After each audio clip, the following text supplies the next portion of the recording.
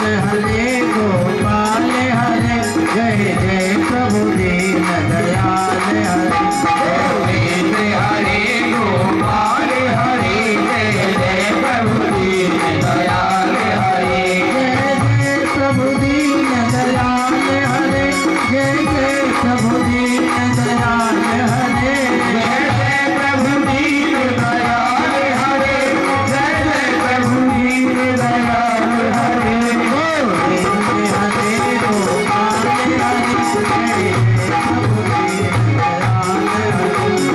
गोविंद हरे गोपाल हरे, जय प्रभु दीन दयाल हरे। गोविंद हरे गोपाल हरे, जय जय प्रभु दीन दयाल हरे। जय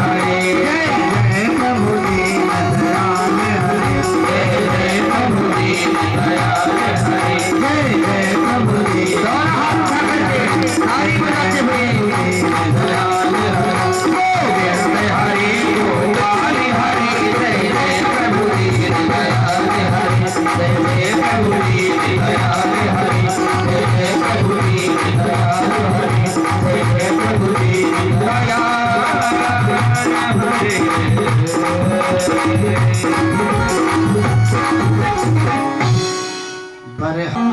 पीताम्बरादरुणबिम्बफलाधरुष्ठात् पूर्णेन्दु सुन्दरमुखा दरविन्दनेत्रात् कृष्णात् परं किमपि तत्त्वमहं न जाने। भक्त भक्ति भगवंत गुरु चतुर्नाम बपुएक, इनके पद वंदन किए नासत विघ्न अनेक। बोली हनुमंतलाल जी महाराज की जय, जगदम्बे मैया की जय, भैरव बाबा की जय, भागवत भगवान की जय। जय जय श्री राधे श्याम। देखो माँ जगदम्बा की महती कृपा, उनके पावन चरणों में बैठकर हम आपको श्रीमद् भागवत कथामृत पान करने का सुंदर अवसर जो है प्राप्त हो रहा, और वो भी नवरात्रा जैसे पावन समय में। नवरात्रा इसलिए कम से कम वर्ष में 9 दिन हमारा उस परमात्मा के भजन में बीते, परमात्मा चिंतन में बीते, हरि नाम जप में जो है बीते। तो ऐसे पुण्यमय समय में हम आपको श्रीमद् भागवत कथामृत पान करने का अवसर प्राप्त हो रहा। कल के प्रसंग में सप्तम स्कंद पर्यंत तक कथा का वर्णन हुआ।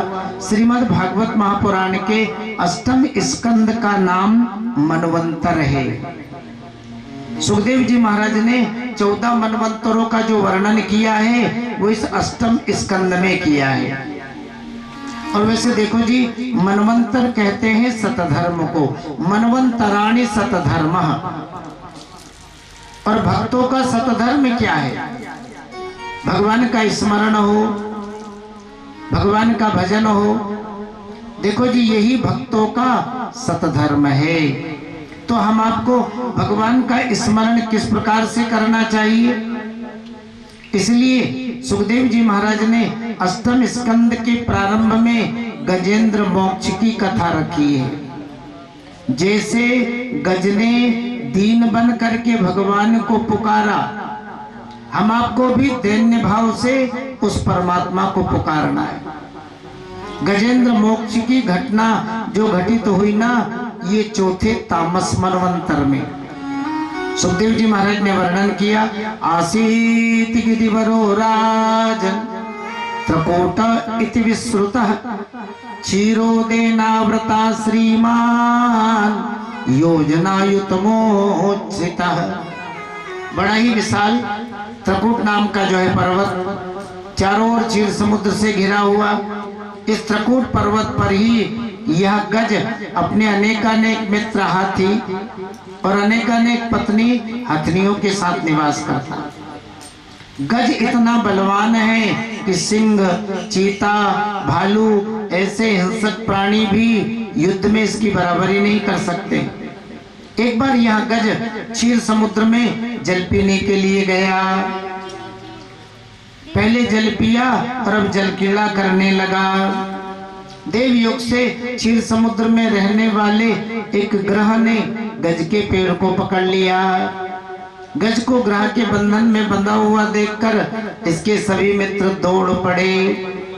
गज को अपनी सूंड से पकड़ा और बाहर खींच रहे हैं, लेकिन विचुक्रसुर दीन धियो परे गजा प्राश्नीर ग्रह तारी तुम न चाह सकत। अथक प्रयास करने के बाद भी जब ये सब हाथी इस गजेंद्र को क्षीर समुद्र से बाहर नहीं निकाल पाए तो चिंगाड़ने लगे, पुकारने लगे। गज ने कहा, मित्रों, मैं अपने बल से इसे परास्त करके और मुक्ति प्राप्त करूंगा। अब गज पूर्ण मनोयोग से ग्रह से लड़ने लगा। देखो जी, गज में और ग्रह में ये जो लड़ाई हुई ना, ये 1-2 दिन तक नहीं।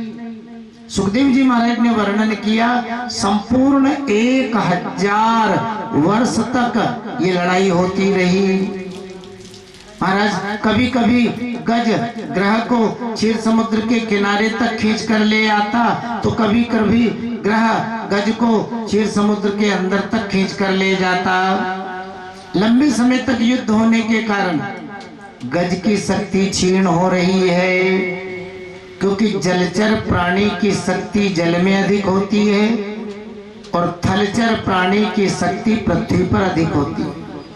ततो गजेंद्रस्य मनोबलोजसा कालेन दीर्घेन महानभुद्वे विकृष्यमाणस्य जले वसीदतो विपर्ययो भूत सकलम जलोकसा। गज की शक्ति क्षीण होने लगी, ग्रह की शक्ति बढ़ने लगी, सारा शरीर जल में डूब गया जी। संतों ने लिखा ना, छल बल के था क्यों अनेक गजराज भारी, तो भयो बलहीन जब नेक ना छोड़ा गयो, तो कहबे को भयो करुणा की छवि कारे कहे, और रही नेक ना को और सभी डुबा गयो। अनेक छल बल के द्वारा भी जब गज ग्रह के बंधन से मुक्त नहीं हो सका, सारा शरीर जल में डूब गया। पूर्व जन्म की स्मृति के कारण अब गज भगवान को पुकारने लगा। 28 श्लोकों में गज ने भगवान की स्तुति की। नयस्य देवार्षया पदम विदुर जंतुर पुनाकोर्हति गंतुमेदितम यथा नटस्याकृतिभिर्विचेष्टितो दुरत्ययानुक्रमणा समावतु।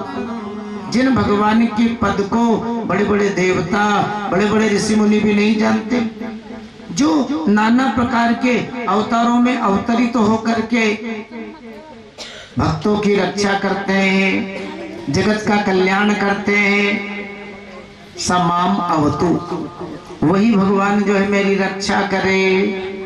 महाराज गज के आर्तनाद को सुनकर के ब्रह्मा, शंकर, इंद्र, सारे देवता आकाश में स्थित हो गए।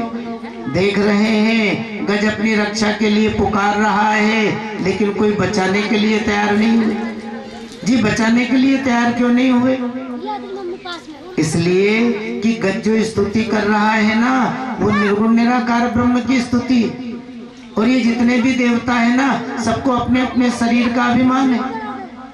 एवं गजेन्द्र मुपवर्णित निर्विशेषम ब्रह्मादयो विबुधलिंग विदाभिमान नेते यदोपसस्त्रिपुर निखिलात्मकत्वात् तत्राखिलामर्णयो हरिराविरासि। देखो गज जो स्तुति कर रहा है ना, वो निर्गुण निराकार ब्रह्म की स्तुति। और ब्रह्मा इत्यादि जो देवता है ना, सबको अपने अपने शरीर का अभिमान है। ब्रह्मा जी कहने लगे, मैं इसकी रक्षा नहीं करूंगा, इसने मुझे हंस वाहन ब्रह्मा नहीं कहा है। शंकर जी कहने लगे, मैं भी इसकी रक्षा नहीं करूंगा, इसने मुझे वृषभ वाहन शिव नहीं कहा है।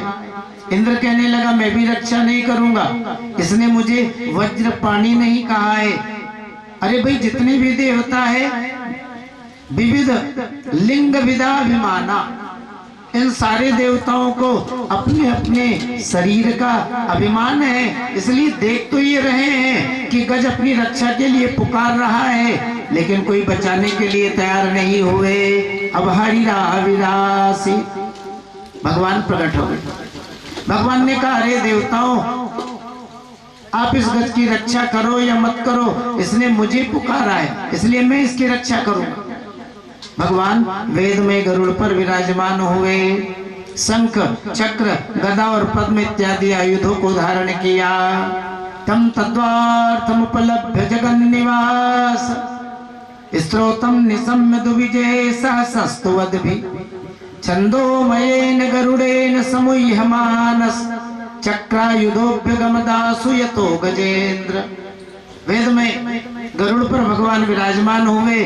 अरे देवताओं, आप इस गज की रक्षा करो या मत करो, इसने मुझे पुकारा है इसलिए मैं इसकी रक्षा करूंगा।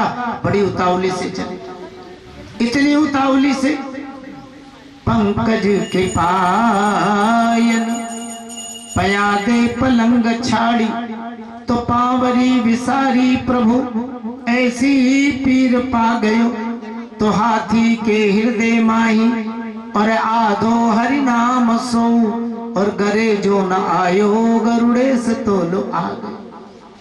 भगवान ने कहा गरुड़ जी, आपका जो वेग है ना वो पवन देव को लज्जित करने वाला है। मतलब ठीक है, लेकिन इस गति से चलोगे तो गज की रक्षा नहीं हो पाएगी। सो भगवान ने गरुड़ को छोड़ा और नंगे पैर दौड़ पड़े। एक संत ने तो लिखा ना, हाथी कही धाये हरि और गज को देख निराश, तो हाउ चुरियो निज लोक में और थी हाथी के पास। हाथी कहकर के भगवान दौड़े। हा का उच्चारण तो भगवान ने बैकुंठ में किया, और महाराज थी कहा जाए इतने समय में भगवान हाथी के पास आ गए।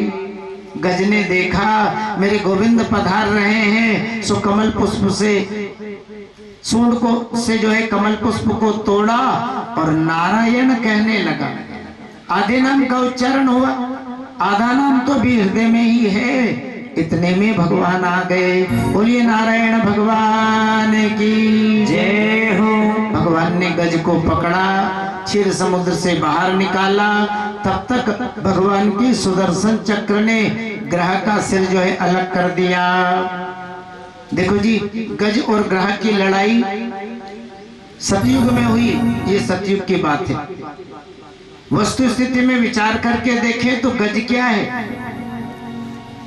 गज मने जीवात्मा। अपन जो बैठे हैं सब गज ही गज तो है। और ग्रह क्या है? बोले कर्म ही ग्रह है। जैसे गज क्षीर समुद्र में जल पीने के लिए गया तो इसके पैर को ग्रह ने पकड़ लिया।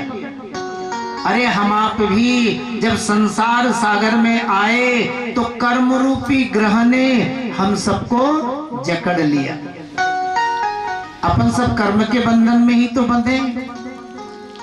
और सुनो, इस कर्म के बंधन को ना अपन काट सकते हैं और ना अपन खोल सकते हैं। नहीं देवता सत्यम त्यक्तुम कर्मण्य से सतः। भगवान ने गीता में कहा ना, कोई भी देहधारी व्यक्ति ना तो इस कर्म बंधन को खोल सकता है और ना इसे काट सकता है। बोले महाराज क्या करें? बोले भगवान का आश्रय ले। देखो जी, कर्म से शांति कहाँ मिलेगी? बोले भगवान के आश्रय में। हाँ, भगवान को दीन बनकर के पुकारे, परमात्मा को दैन्य भाव से याद करें। ध्यान दो, अभिमान से भगवान को पुकारेंगे ना तो पुकार नहीं सुनी जाएगी, क्योंकि नारायण के दरबार में अभिमानियों का आदर नहीं। या दरबार दीन को आदर और रीति सदा चली आई। ये दीन बंधु का दरबार है और यहाँ दीनों का ही आदर होता है। संत सहजो बाई ने कितनी बढ़िया बात रखी। बड़े न जाने पाई और साहिब के दरबार, द्वारे ही सो लागियो और सहजो मोटी मार।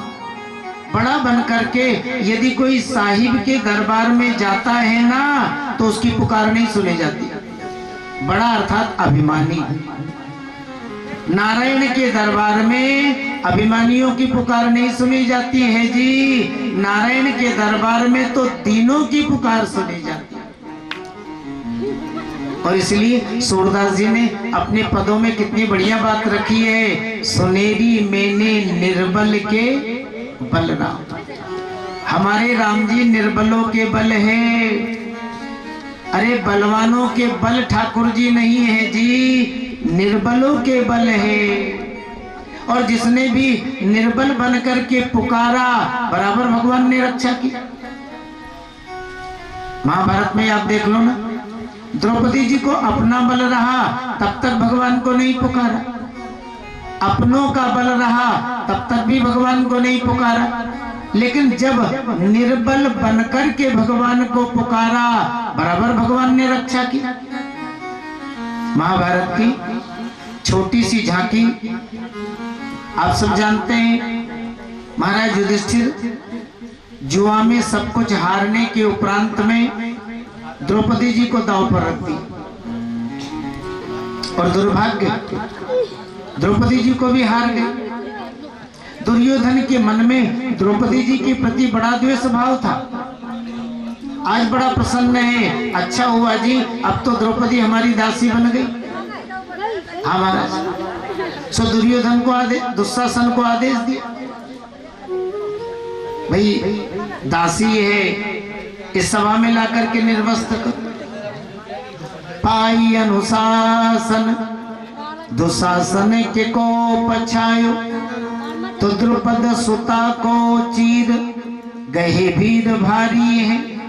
तो भीष्म कर्ण द्रोण बैठे धनुधारी तहां, तो कामनी की ओर काहू नेक ना निहारी है। दुर्योधन का आदेश हुआ, दुशासन महल में गया, एक वस्त्रा द्रौपदी जी के केसों को पकड़ करके लाए। द्रौपदी जी ने सोचा मेरे 5-5 पति जहां पर बैठे हैं, भीष्म पितामह, द्रोणाचार्य, कृपाचार्य, ऐसे बड़े बड़े धर्मात्मा महापुरुष बैठे हैं, कौन मेरे साथ अशिष्ट व्यवहार करेगा। लेकिन आज स्थिति विपरीत है। द्रौपदी जी की रक्षा करना तो दूर, किसी ने द्रौपदी जी की ओर आर्त भाव से देखा तक नहीं। द्रौपदी जी समझ गई अब मेरी रक्षा भगवान ही कर पाएंगे। सो आर्त भाव से भगवान को पुकारने लगे। गोविंद द्वारकावासी कृष्ण गोप जने प्रयाह, कौरवे परिभूताम किम न जानासि केशव। हे नाथ हे रमानाथ व्रजनाथार्तिनाशन, मग्नमुद्धर गोविंद कौरवे व्रजनार्णवात्। हे गोविंद, हे द्वारकावासी, मैं इस कौरव सभारूपी समुद्र में डूबी जा रही हूँ, आप कृपा करके पधारें, मेरा जो है उद्धार करें। आर्त भाव से द्रौपदी जी ने पुकारा। सुनत पुकार धाय और द्वारिका ते यदुराई, तो बढ़त दुकूल खेचे भुजबल भारी है।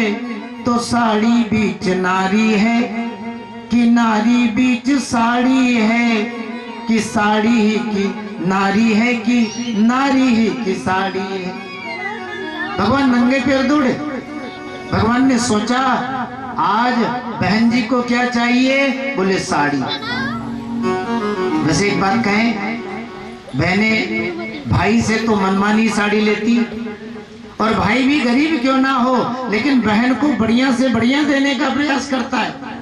तो आज बहन जी को साड़ी चाहिए, पर कैसी साड़ी चाहिए? 10 हाथ लंबी साड़ी नहीं चाहिए, अरे बहुत लंबी साड़ी चाहिए।